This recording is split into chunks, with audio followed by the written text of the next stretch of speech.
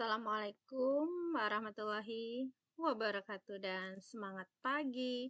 Kali ini saya akan mencoba kembali membuka aplikasi sistem tata kelola keuangan desa, yaitu Siskudes versi 2. Nah, sekarang saya akan mencoba mulai login lagi. Kemarin user ID-nya adalah app desa, passwordnya adalah app desa, tahun anggarannya adalah 2019.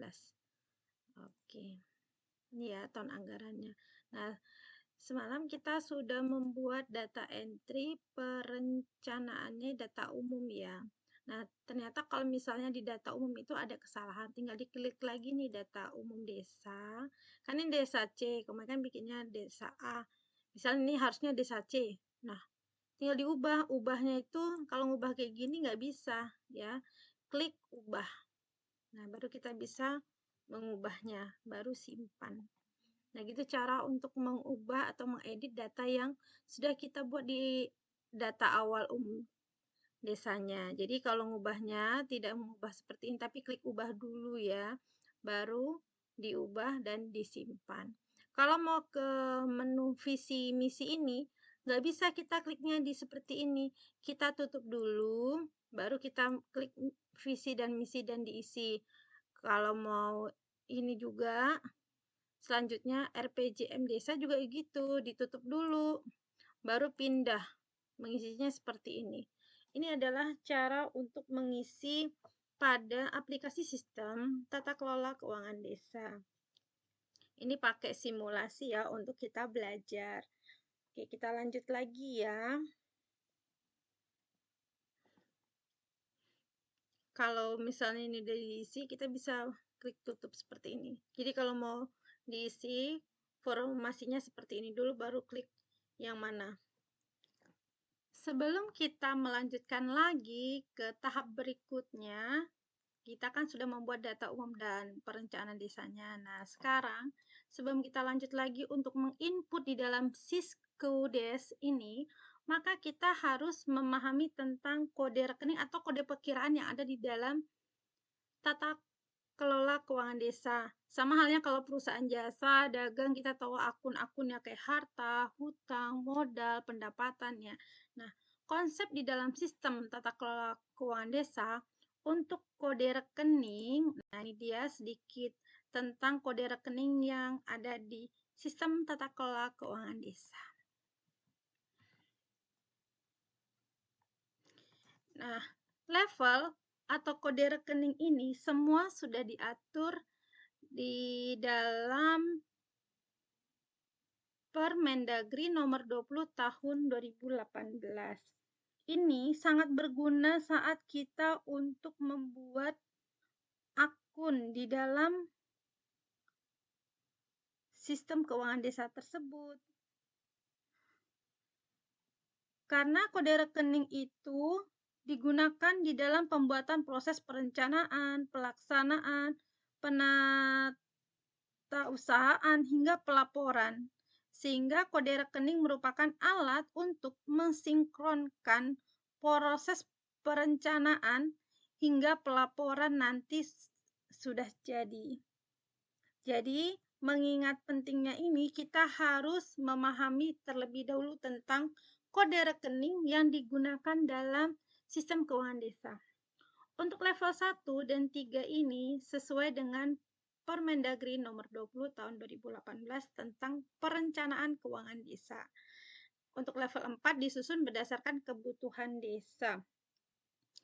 Jadi kebutuhan desa ini diatur dalam peraturan kepala desa.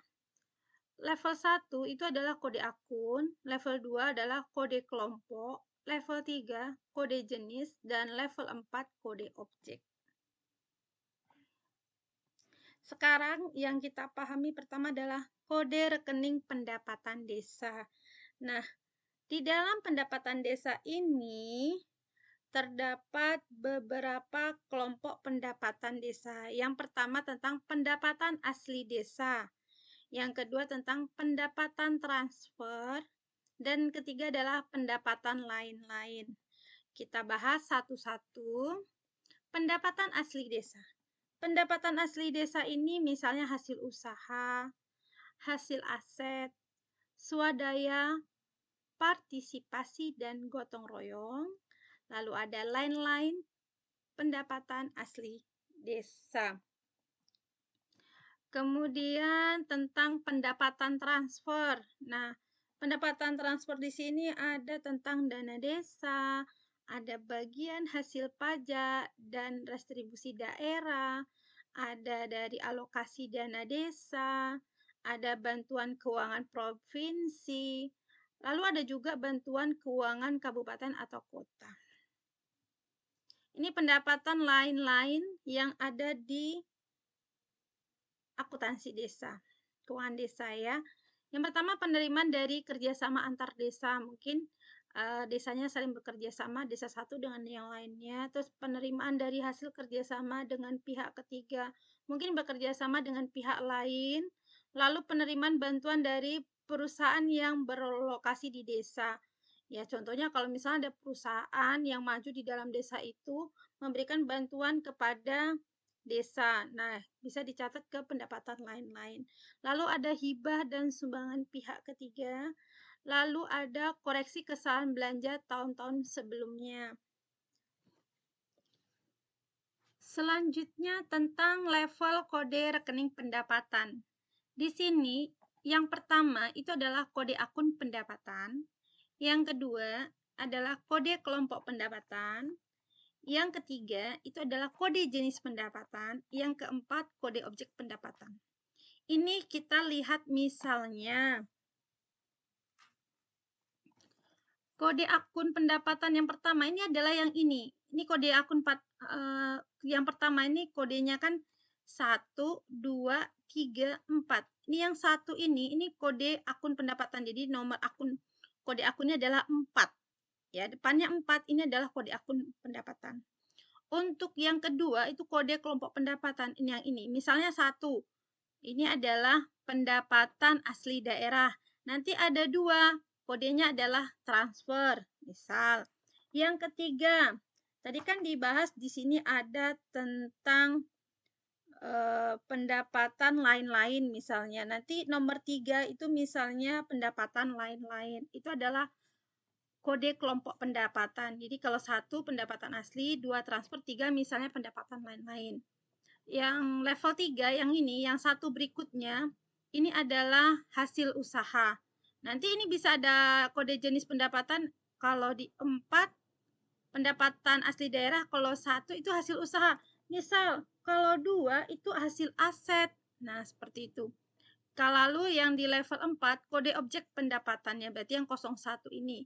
Bagi hasil BUM desa misalnya. Ada nanti nomor 99 misalnya, lain-lain, untuk pendapatan lain-lain, tapi untuk hasil usaha. Lanjutannya misalnya 4, 2, 1, satunya ini kan berarti pendapatan, transfer, satu lagi adalah misalnya transfer dana desa. Nah, jadi misalnya nanti ada lagi 4, 2, 2 misalnya untuk bagian dari hasil pajak seperti itu. Ya, ini sedikit tentang level kode rekening pendapatan sehingga nanti memudahkan kita kalau kita menginput kode rekening atau kode perkiraannya. Kita lanjut lagi. Ini adalah kelompok belanja. Kelompok belanja ini diklasifikasikan menurut kelompok kegiatan dan jenis belanjanya. Misalnya kelompok belanja ini penyelenggaraan pemerintahan desa, ada pelaksanaan pembangunan desa, ada pembinaan kemasyarakatan, ada penanggulangan bencana darurat dan mendesak desa. Selain itu, kelompok belanja tersebut dibagi lagi untuk sesuai dengan kebutuhan desa. Nah, semua itu diatur dalam RKP desa. Di sini ada 4 jenis belanja. Belanja yang ada di keuangan desa yang pertama adalah belanja pegawai. Ada belanja barang dan jasa. Kalau belanja pegawai ini membayar gaji, bisa gaji kepala desanya, gaji perangkat desanya. Nah, belanja barang dan jasa. Lalu Bu, ada belanja modal, lalu ada belanja tak terduga. Kalau misalnya contoh apa sih belanja barang dan jasa, nanti kalau kita mau masukin di dalam kelompok itu, misalnya belanja barang dan jasa itu misalnya belanja jasa sewa, misalnya sewa ruangan, misalnya belanja tagihan listrik, membayar pemeliharaan peralatan, misalnya membayar biaya kirim, dan lainnya. Ini masuk dalam belanja barang dan jasa. Lalu yang tergolong belanja modal apa misalnya? Misalnya belanja modal itu contohnya membeli mesin, membeli peralatan. Nah, itu masuk ke dalam belanja modal. Berikutnya adalah tentang belanja tak terduga. Di sini hal-hal yang tak terduga. Ini level kode rekening belanja di dalam sistem keuangan desa. Sama levelnya ada 4 ini. Kalau level 1 itu kode akun belanja, berarti yang satu ini adalah nomor akunnya. Nomor akunnya adalah 5. 5 ini belanja. Satu berikutnya belanja pegawai, misal. Satu berikutnya belanja penghasilan tetap dan tunjangan kepala desa, misal. Lalu yang 01 berikutnya adalah penghasilan tetap kepala desa. Ada 02 berarti tunjangan kepala desa, seperti itu. Bisa jadi nanti 51.2-nya adalah penghasilan tetap dan tunjangan perangkat desa. Nah, ada lagi nanti tentang jaminan sosial kepala desa dan lainnya ya. Kemudian kalau misalnya kode kelompok tadi kan ada barang dan jasa, berarti 5, ininya 2, yang kedua ini kodenya 2, berarti belanja barang dan jasa. Itu contohnya. Kalau 5 terus 3 itu misalnya tadi belanja modal. Oke, kita lanjut lagi.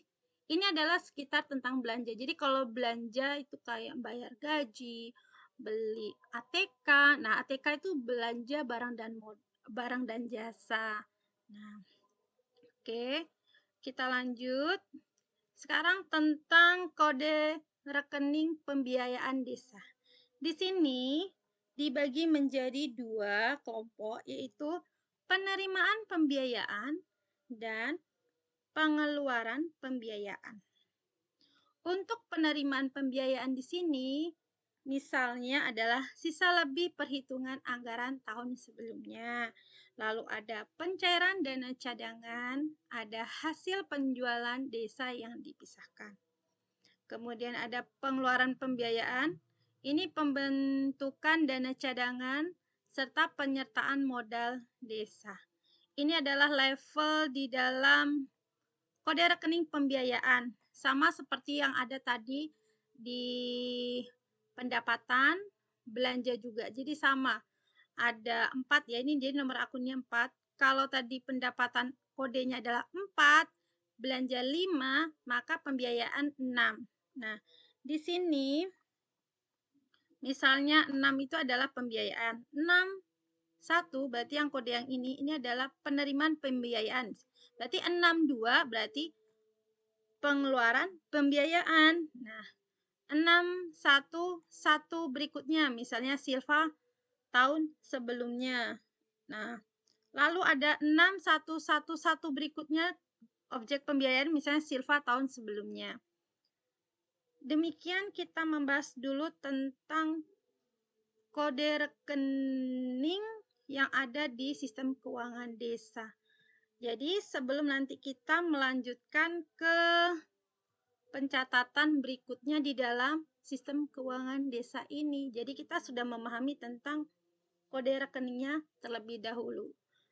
Demikian video kita kali ini. Nanti kita akan sambung lagi untuk tahapan berikutnya di dalam data entry, baik perencanaan, penganggaran, dan penatausahaan serta pembukuannya. Terima kasih atas perhatiannya. Semoga video ini bermanfaat. Wassalamualaikum warahmatullahi wabarakatuh dan semangat pagi.